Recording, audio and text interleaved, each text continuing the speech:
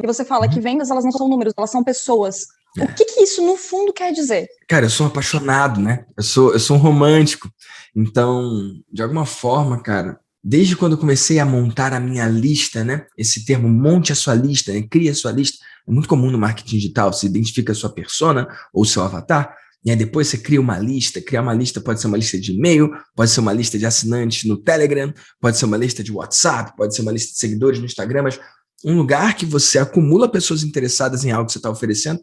E aí você vai para a conversão da lista, você faz uma oferta e X% ali compra, né? Esses termos, eu sempre achei que eles eram um pouco, sei lá, frios, um pouco distantes, né? Porque, como assim lista? Tipo, como assim leads?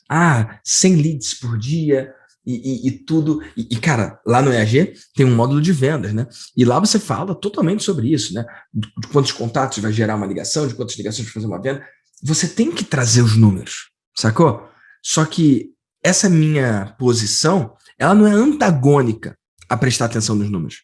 Eu só vou além. Onde as pessoas veem números, eu vejo pessoas de verdade.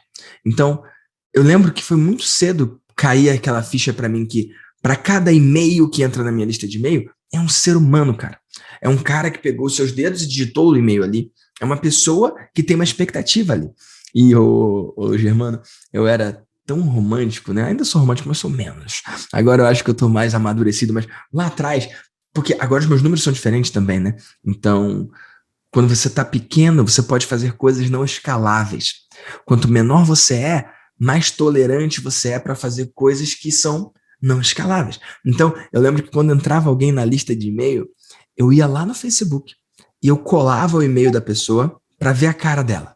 Olha que louco, cara. Eu acho que eu nunca falei esse troço, cara. Eu não sei nem se o Facebook ainda tem isso, né? Mas na época, se você pegasse o e-mail e colocasse ali, pesquisar o e-mail da pessoa, aparecia a cara dela. E aí eu ficava ali, olhando. Tipo, tentando entender quem era o cara. Sacou? Eu já fiz isso, Vitor. Já fez, não já, Aline? Já. E é muito doido, porque até hoje é assim. Eu recebo aplicação de mentoria. Agora não dá para fazer com as leads, não dá para fazer com quem entra na lista. Mas quando o cara aplica para mentoria, por exemplo, hoje, né? Logo antes da gente se falar, eu estava fazendo uma entrevista para o Master Mágio. Mas era uma menina que eu já conhecia. E ela falava, eu estava no Fire em 2019, você lembra? Eu falei, lembro. Porque eu lembro, eu estava lá. Mas, quando eu vou entrevistar alguém que eu não conheço, eu vou lá, eu jogo o nome no Instagram, eu jogo o nome no Facebook para ver quem é. Não tem esse negócio de quem vê cara, não vê coração. Não tem esse negócio, não dá para julgar um livro pela capa, não tem isso. É mentira, sim. Dá sim. Ó, dá muito para julgar o livro pela capa. Sacou? Então, eu gosto de olhar a pessoa e, de alguma forma, me conectar com a energia dela. E quando eu sei com quem eu tô falando, cara, a ligação é menos fria. É muito doido, cara. E ali, você vê quem ela é. Você consegue saber quem é aquela pessoa.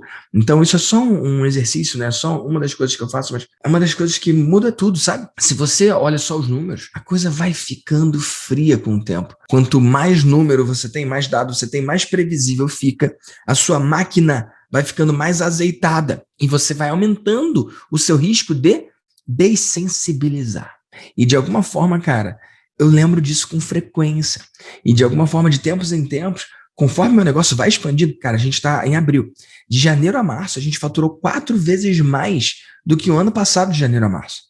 Então a gente está crescendo absurdamente. No passado, a gente rompeu a barreira de 8 dígitos de faturamento, que é um marco muito interessante no nosso mercado. Eu sei que vocês também romperam, né? Então, cara, é uma coisa muito gostosa de ver. E eu fico feliz de perceber que eu consegui esse tipo de resultado, mas sem perder a ternura, sem perder esse calorzinho, né? Porque o digital pode ser quentinho, pode ser confortável, pode ser gostoso, né? Então, o jeito que eu faço, cara, é um jeito com cuidado, com carinho.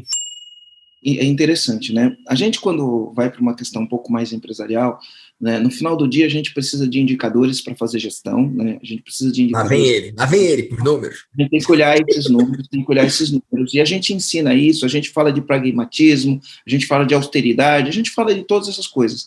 Porém, a gente tem uma ferramenta que é o ponto de vista educativo, tá? É uma ferramenta que a gente ensina para os nossos comandantes, que vai mostrar para ele como criar a cultura da empresa, como setar o comportamento da empresa, né? Então, é uma ferramenta que tem várias perguntas, tem 11 campos, e cada campo vão ter várias perguntas para você ter uma ideia exatamente de qual é o negócio que você está, o que tua empresa faz e o que ela atende.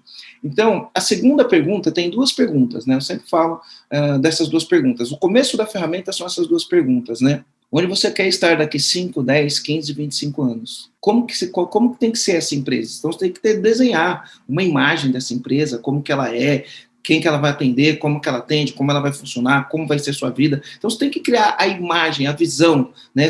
Eu falei do Vision Board, comecei a falar. Então, essa é a primeira pergunta que eu faço para os empresários que participam dos meus programas. Mas aí tem uma segunda pergunta, que tem tudo a ver com isso que você faz. E eu sempre falo, para mim, essa é uma das perguntas mais importantes. Essa é uma das perguntas mais importantes. E a pergunta que eu faço é, o que você quer que o teu cliente pense, sinta ou fale toda vez que ele tiver contato com o teu produto, com o teu serviço ou com tua marca? Porque isso está conectado com o que você está falando, né? O que eu quero que o meu cliente fale? O que eu quero que ele pense? O que eu quero que ele sinta? Então, apesar do pragmatismo, apesar da austeridade, apesar dos números, quando você fala venda são pessoas, o que eu quero que essa pessoa pense, pense, sinta e fale, né? Então tem muito a ver com esse negócio, né? São pessoas, né? São pessoas. E aqui você deu uma dica que talvez tenha passado desapercebido. De antes de falar com a pessoa, né? Você procura entender quem é a pessoa. Muitas vezes as pessoas chega vendendo, seja numa loja física quando atende uma pessoa, seja numa abordagem do Instagram, sem entender quem é a pessoa. Sem perguntar, né? Então o cara entra para comprar um sapato, a pessoa nem pergunta qual ocasião você quer usar esse sapato. É sapato para o dia a dia, é uma festa, é um casamento, né? É uma entrevista de emprego, qual ocasião você quer usar? Já sai oferecendo sapato sem saber nem por que o cliente quer o sapato. Qual que é o teu estilo? O que você gosta? Onde você gosta de sair?